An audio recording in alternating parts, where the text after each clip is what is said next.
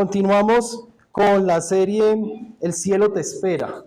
Hoy estamos cubriendo Gálatas 4 y quienes es la primera vez que nos acompañan, están grabados, los capítulos anteriores están grabados en YouTube, pueden buscarlos para que entiendan el contexto de lo que venimos hablando.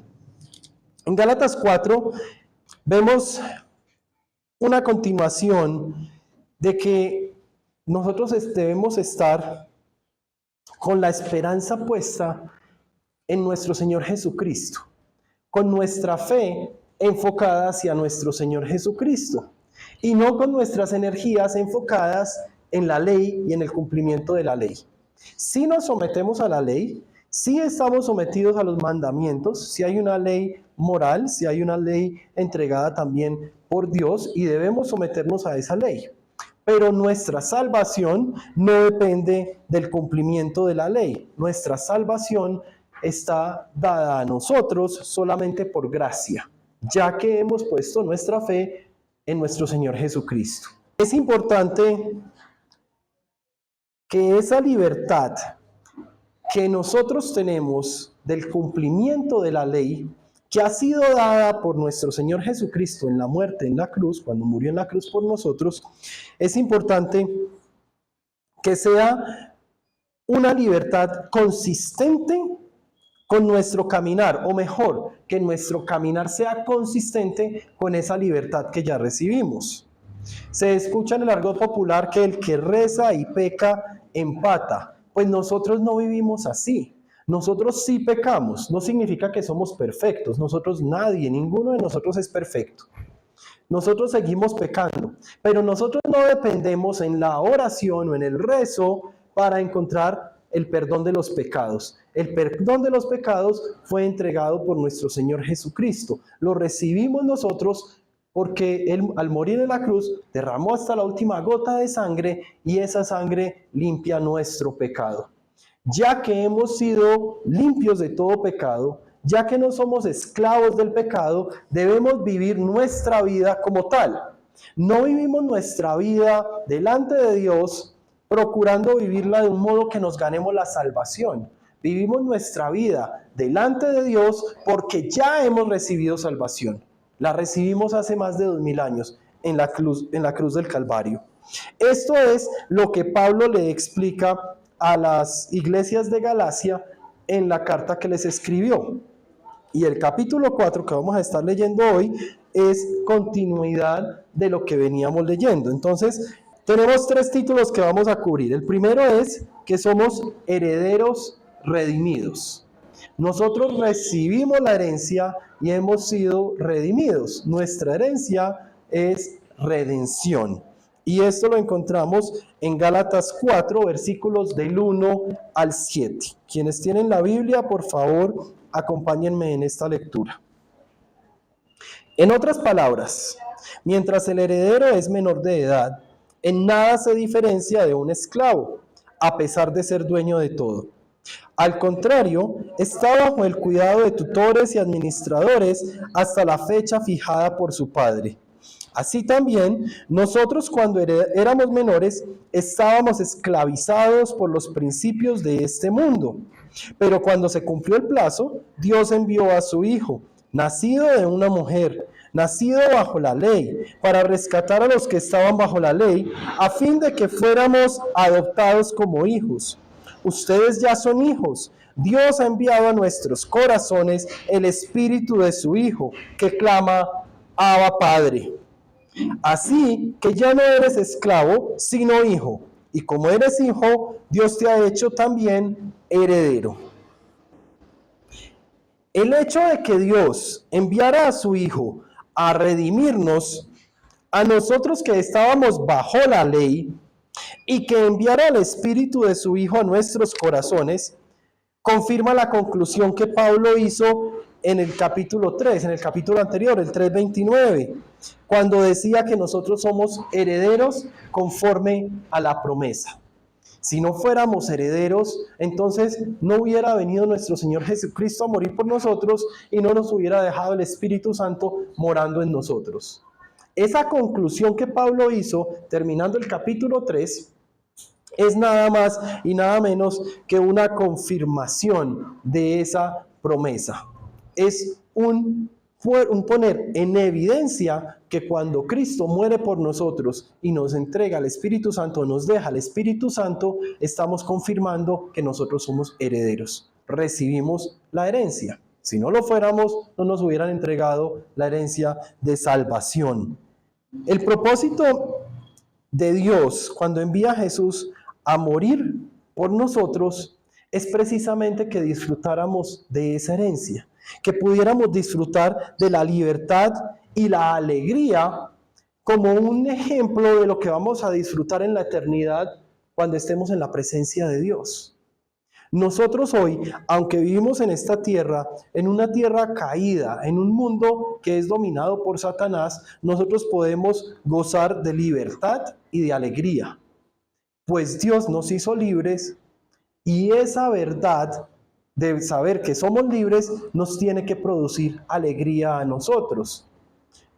Es, como les decía, un modelo, es un ejemplo pequeñito de lo que nosotros vamos a estar viviendo cuando estemos en la eternidad. Y es precisamente lo que Pablo le está escribiendo aquí a los Gálatas.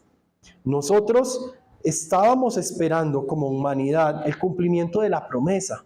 Y cuando llega Jesucristo, entonces es a lo que él se refiere, diciendo que el niño que es heredero es como si no fuera dueño de nada, porque alguien más le maneja todo lo que tiene. ¿Las personas antes de la llegada de Jesucristo podían ser salvos? Claro que sí. Pero esa salvación se materializó como promesa con la llegada de Jesucristo. Entonces la humanidad ya deja de ser niños y con la llegada de Jesucristo comienza a disfrutar el beneficio de la herencia que recibimos cuando llegó Jesucristo, que son cuáles: poder vivir en esta tierra en libertad y con alegría. Claro, nos afligen los problemas. El mismo Jesucristo dijo: en este mundo enfrentarás aflicción. No significa que cuando lleguemos a Cristo se acaba la pobreza, la enfermedad, los problemas. Al contrario, tal vez Satanás comienza a atacarnos más. Tal vez llega la quiebra financiera, tal vez llegue la enfermedad, tal vez lleguen problemas que nunca habíamos experimentado. Eso es posible que suceda. Pero lo que nos dice la palabra de Dios, lo que Pablo le escribe a los colosenses, es que aún en esa adversidad vamos a poder vivir en libertad y con alegría. Ya nosotros, nuestra libertad o nuestra alegría no depende de las circunstancias, no depende de la ausencia de problemas, sino que depende de nuestra relación con nuestro Señor Jesucristo. Pablo escribe esto porque ellos precisamente estaban dudando de su salvación. Los Gálatas estaban dudando de esa libertad en Cristo y ellos seguían practicando obras de la ley. Ellos seguían, por ejemplo, lo decíamos la semana pasada, ellos seguían sacrificando animales para el perdón de sus pecados. Ellos seguían pensando en la circuncisión para los gentiles, que no era no solo para los judíos, sino también para los gentiles. Ellos, siendo gentiles, comenzaron a practicar la circuncisión habiendo aceptado ya el mensaje de salvación de Cristo. Pablo les escribe a ellos porque tenía una preocupación genuina de su fe, que su fe se estaba desviando. Y está sucediendo también en la actualidad. Encontramos creyentes que piensan que su salvación depende de sus obras. Encontramos creyentes que piensan que todavía se deben flagelar o que deben hacer sacrificios o que hay que hacer promesas y cumplir las promesas a Dios. No, nosotros somos los que recibimos las promesas de Dios. Nosotros no tenemos nada para ofrecerle a Dios, mucho menos para cumplirle como una promesa. Esta parte le he puesto el título de preocupación genuina porque es Pablo expresando precisamente esa preocupación que tiene hacia ellos. Y lo dice ahí desde el versículo 8 hasta el 12. Antes, cuando no conocían a Dios, ustedes eran esclavos de los que en realidad no son dioses. Pero ahora que conocen a Dios, o más bien que Dios los conoce a ustedes, ¿cómo es que quieren regresar a esos principios ineficaces y sin valor? ¿Quieren volver a ser esclavos de ellos? Ustedes siguen guardando los días de fiesta, meses, estaciones y años. Temo por ustedes, que tal vez me haya estado esforzando en vano. Hermanos, no me he identificado con ustedes. Les suplico que ahora se identifiquen conmigo. No es que me hayan ofendido en algo. Cuando les pregunta, ¿cómo es que quieren regresar a esos principios ineficaces y sin valor? Les está cuestionando porque era como ellos vivían antes. Ellos vivían bajo unos principios que tenían cero eficacia. Sus vidas no cambiaban, su salvación no la tenían con la tranquilidad, con la paz de que la estaban recibiendo de Dios. Eran principios sin valor, eran principios que cambiaban de acuerdo al sumo sacerdote de turno que comenzaba a poner principios. Algo muy parecido a lo que sucede con la religión católica, que cada papa cambia algunos principios y unos dicen que el purgatorio no existe y otros dicen que sí. Unos dicen que la homosexualidad es un pecado y otros dicen que más o menos. Los principios y los valores bíblicos no cambian de acuerdo a las personas. Por eso es que se hacen ineficientes y era lo que estaban viviendo los Gálatas y es lo que estamos viviendo ahora. Hace unas semanas yo me cuestionaba cómo en este mundo a lo bueno estamos llamando malo y a lo malo estamos llamando bueno. ¿Cómo en este mundo, si mandamos a cualquiera de nuestros hijos a conseguir un pucho de marihuana, lo consiguen más fácil que una bolsa plástica? Porque la bolsa plástica está dañando el medio ambiente. El pucho de marihuana no está dañando a nadie. A lo malo se está llamando bueno y a lo bueno se está llamando malo. Estamos viviendo exactamente los mismos tiempos que estaban viviendo en la región de Galacia. Y por eso es la importancia de que tomemos esta carta como dirigida a nosotros.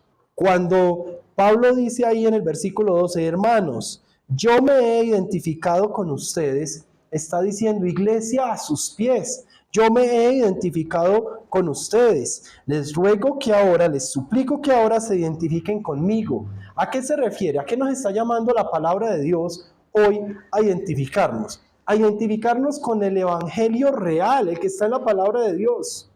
No creer las mentiras de Satanás, no creer las mentiras que la gente nos está trayendo por fuera de la palabra de Dios. ¿Cómo podemos nosotros identificar qué es mentira y qué es no? Usando la palabra de Dios. Por eso la tenemos. Yo no sé cómo hacían antes que leían la palabra de Dios solamente los sacerdotes. Yo no sé cómo hacían los creyentes para realmente filtrar qué era verdad y qué no era verdad. Yo no sé cómo hacían para saber si lo que estaban escuchando era realmente la palabra de Dios o una interpretación errada, o incluso ni siquiera leyendo lo que está en la palabra de Dios.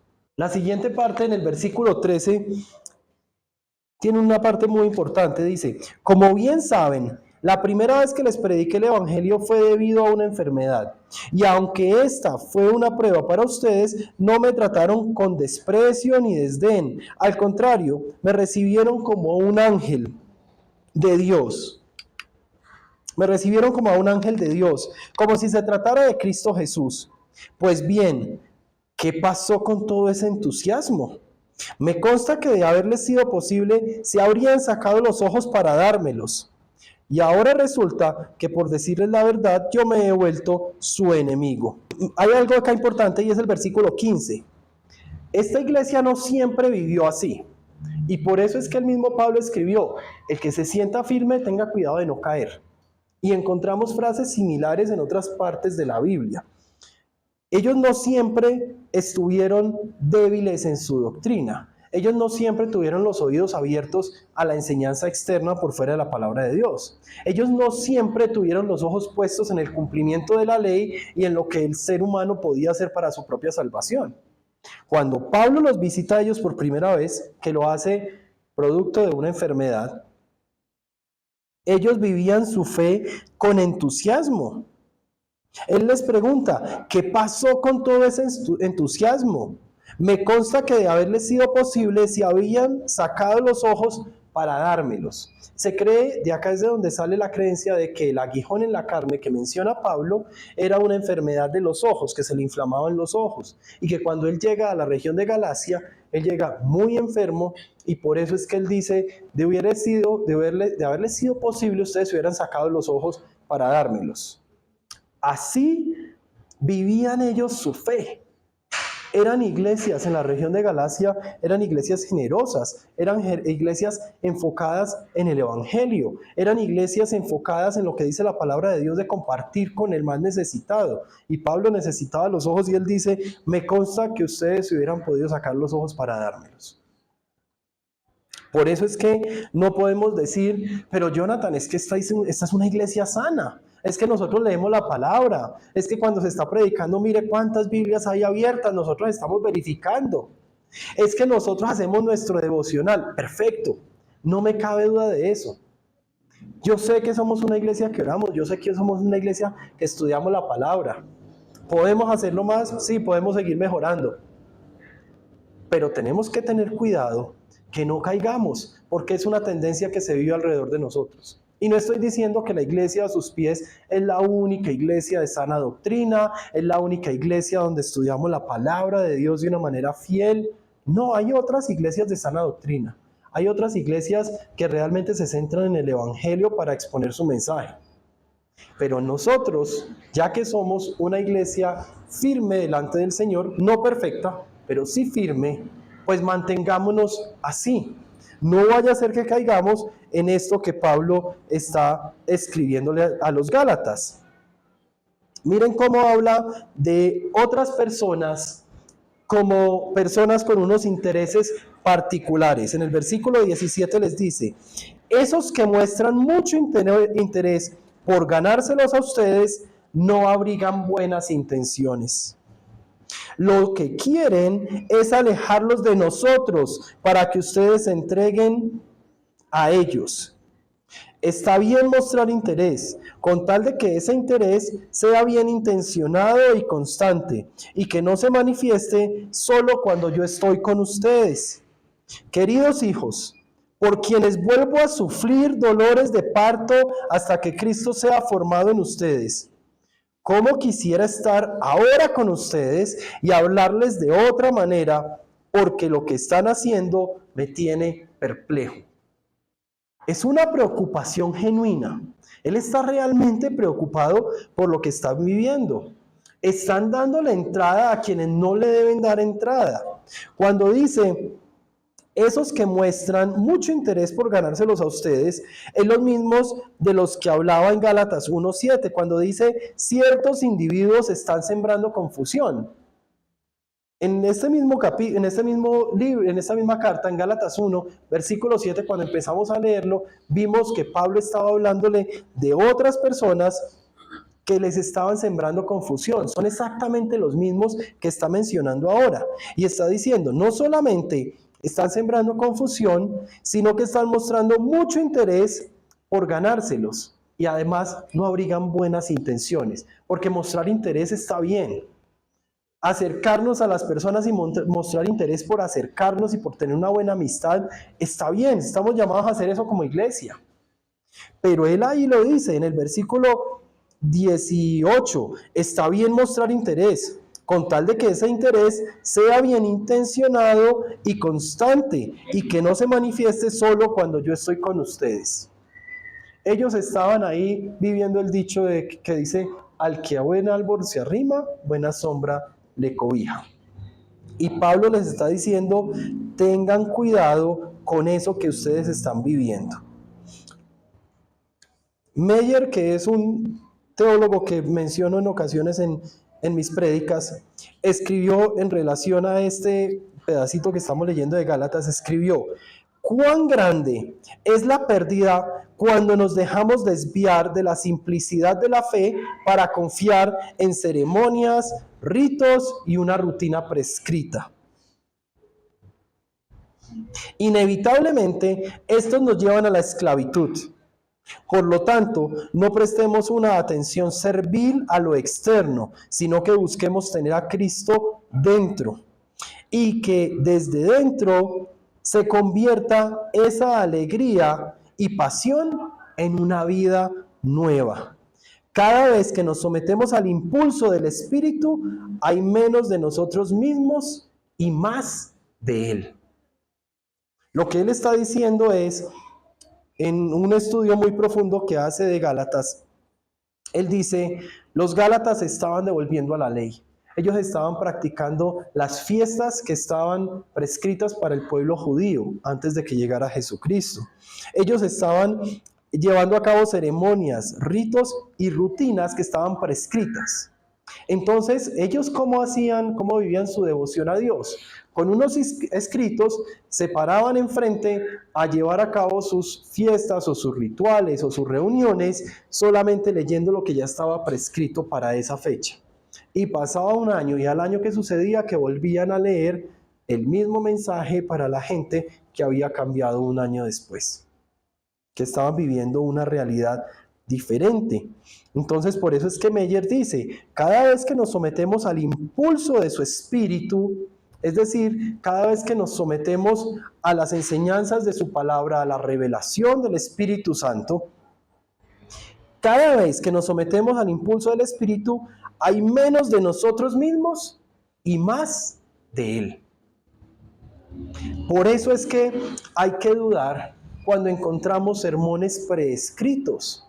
Por eso es que quienes exponemos la palabra no deberíamos nunca reutilizar sermones ya entregados, porque esta palabra fue dada de parte de Dios a todos nosotros hoy y no va a aplicar a un grupo diferente de personas. Es más, dentro de 1 año o 2 años podemos sentarnos exactamente los mismos y esta palabra no va a aplicar dentro de 1 año, porque la palabra de Dios es viva y eficaz, es viva, está cambiando constantemente lo que nos dice a los corazones. La palabra no cambia, es la misma. Hablábamos hace un tiempo que la palabra no ha cambiado. Se han hecho estudios que van hasta 700, 800 años antes y han encontrado fidelidad a la palabra de Dios por encima del 98%. Encontraron evidencia arqueológica de la palabra de Dios que data de 3000 años, es decir, 1000 años antes de Cristo. Y tiene una variación inferior al 5%. Y es justificada en los cambios culturales y en la evolución del idioma, porque el idioma va cambiando. Entonces, nosotros estamos llamados a sumergirnos en la palabra de Dios, sometiéndonos al impulso o a la orientación del Espíritu Santo, para que de ese modo nosotros mismos comencemos a menguar y comencemos a vivir más de Dios en nuestras vidas. Esta comparación entre la ley y la fe la presenta el mismo Pablo acá en Gálatas en los siguientes versículos. Del 21 en adelante, él va a hablar de la ley y la fe y usa el ejemplo de Agar y de Sara como 2 ejemplos para entender que nosotros no estamos viviendo por la ley de Agar, sino por la fe de Sara. Versículos del 21 al 26 por ahora. Díganme ustedes, los que quieren estar bajo la ley, ¿por qué no le prestan atención a lo que la ley misma dice? ¿Acaso no está escrito que Abraham tuvo 2 hijos, uno de la esclava y otro de la libre? El de la esclava nació por decisión humana, pero el de la libre nació en cumplimiento de una promesa. Ese relato puede interpretarse en el sentido figurado. Estas mujeres representan 2 pactos. Uno, que es Agar, procede del monte Sinaí y tiene hijos que nacen para ser esclavos. Agar representa el monte Sinaí en Arabia y corresponde a la actual ciudad de Jerusalén, porque junto con sus hijos vive en esclavitud. Pero la Jerusalén celestial es libre y esa es nuestra madre. Versículo 27. Porque está escrito, tú, mujer estéril, que nunca has dado a luz, grita de alegría. Tú, que nunca tuviste dolores de parto, prorrumpe en gritos de júbilo, porque más hijos que la casada tendrá la desamparada. Ustedes, hermanos, al igual que Isaac, son hijos por la promesa. Miren acá cómo está el ejemplo claro. Él mismo está explicando al decir, Agar representa el monte Sinaí, la región de Arabia, que vive por la ley. Hijos que nacieron para ser esclavos. Sara, por el contrario, presenta hijos de la promesa, que ya los vamos a ver, hijos que vivieron por la fe. ¿Qué sucedió en esta historia? Para recordarlo un poquito muy rápido. Dios le promete a Abraham y a Sarai, les promete que van a tener hijos. Cuando ya ellos están entrados en años, un poquito, estaban entre los 99 y 100 años por allá, Él los visita y les dice, van a tener hijos. Sara se ríe, cree que eso es un cuento que no va a tener ningún cumplimiento. Ella estaba desconociendo que era una promesa.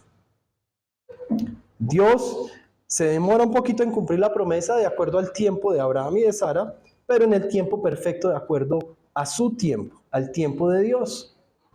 Resulta que como se estaba demorando un poquito, de acuerdo a la perspectiva de Sara y Abraham, entonces se les ocurre la brillante idea de que Abraham se acueste con su sierva, con una de sus siervas, una mujer procedente de Arabia, Agar. Entonces, así sucede, tienen un hijo y luego viene el cumplimiento de la promesa. Las obras que nosotros hagamos nunca van a interrumpir el cumplimiento de una promesa de Dios, ni buenas ni malas las obras que hagamos. La promesa de Dios siempre se va a cumplir. Entonces se cumple la promesa de Dios, Sara queda en embarazo y termina Abraham con 2 hijos hasta ese momento. El hijo de Agar es hijo de pecado. Es un hijo que nació para ser esclavo y lo vemos más adelante en esa misma historia. El hijo de Sara es hijo de la fe. Ellos tomaron acciones, pero ellos seguían teniendo su fe puesta en la palabra de Dios. Ellos continuaban creyendo lo que Dios les había dicho, con dudas, con momentos de debilidad, como los tenemos nosotros también. Entonces sucede que el hijo de Agar marca una nación de esclavitud y el hijo de Sara marca una nación de fe. Cuando Dios le cambia el nombre a Abraham, a que se llame ahora Abraham, que significa padre de muchas naciones, y lo conocemos hoy como el padre de la fe, hace referencia precisamente a que la descendencia de Abraham es la descendencia de la fe. La descendencia de Agar es la descendencia de esclavitud. Esa diferencia tan marcada nos tiene en guerra incluso hoy en día, y es el origen de lo que se vive en el Oriente Medio. Eso no es de ahora, eso no es porque Trump, o no es porque Bush, o no es porque Biden, eso es desde los tiempos bíblicos, que fue marcada una descendencia de pecado y una descendencia de fe. Lo que Pablo le escribe a los Gálatas ahora es, ustedes quieren vivir por la ley, pero ni siquiera conocen la ley. Si conocieran la ley, supieran que nosotros no somos de esa descendencia, sino que somos de esta descendencia. Nosotros venimos por la descendencia de Abraham y Sara, no de Abraham y Agar. Entonces nosotros vivimos es por fe. ¿Qué hacen ustedes llevando a cabo rituales vacíos y sin sentido? ¿Qué hacen ustedes poniendo la fe en lo que ustedes mismos pueden hacer y lograr para llegar a la salvación? Si la salvación ya nos fue dada a través de esa promesa. Es precisamente esa fe de la que nosotros conocemos después a través de nuestro Señor Jesucristo. Miren cómo termina ya el versículo 28, dice, ustedes hermanos, al igual que Isaac, son hijos de la promesa. Y así como en aquel tiempo el hijo nació por decisión humana, persiguió al hijo nacido por el Espíritu, así también sucede ahora. Recuerden que esto fue escrito hace casi 2000 años.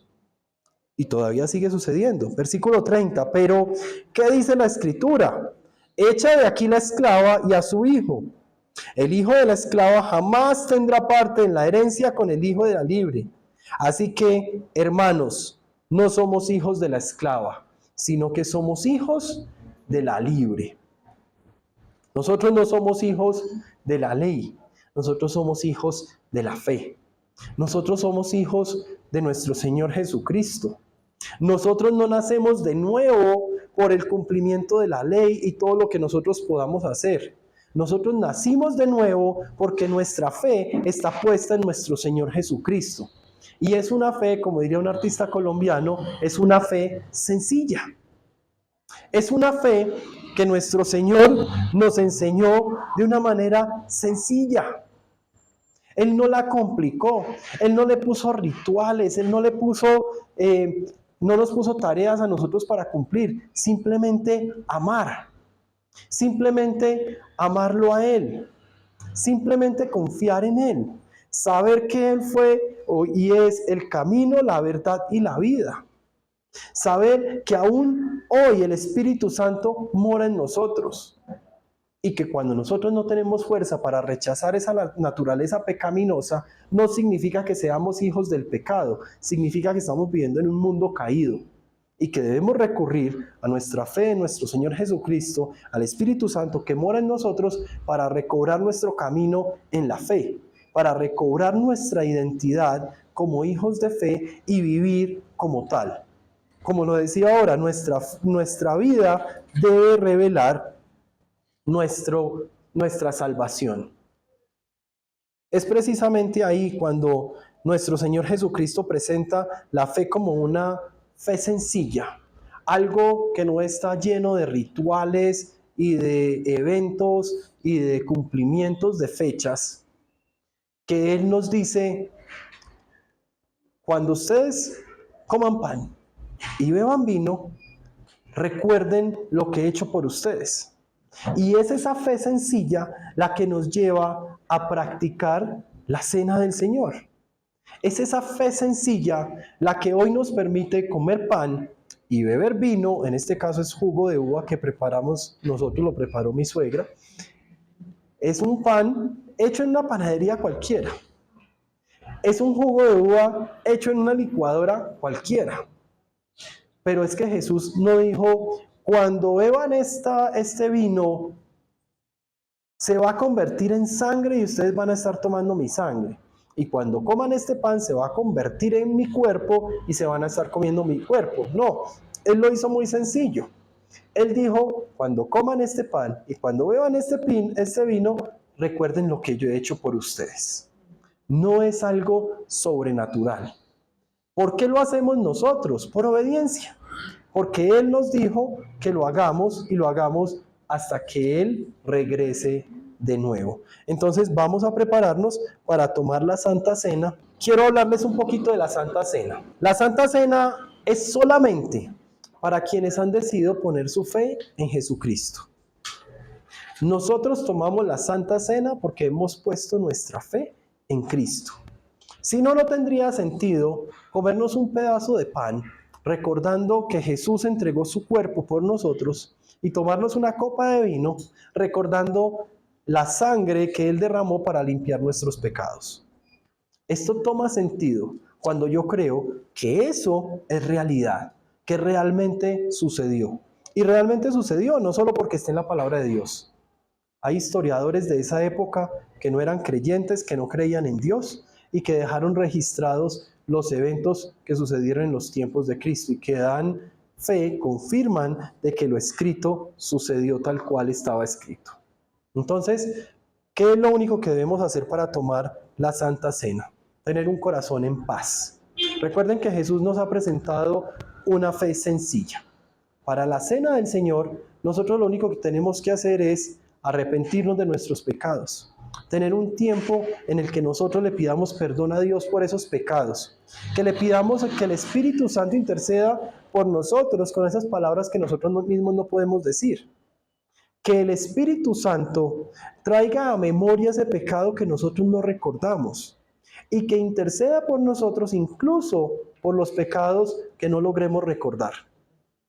Así cuando nosotros tomemos el pan y el vino, nosotros podamos tener la tranquilidad de que en ese momento somos limpios de pecado, que somos dignos de tomar la Santa Cena, como lo escribió el apóstol Pablo.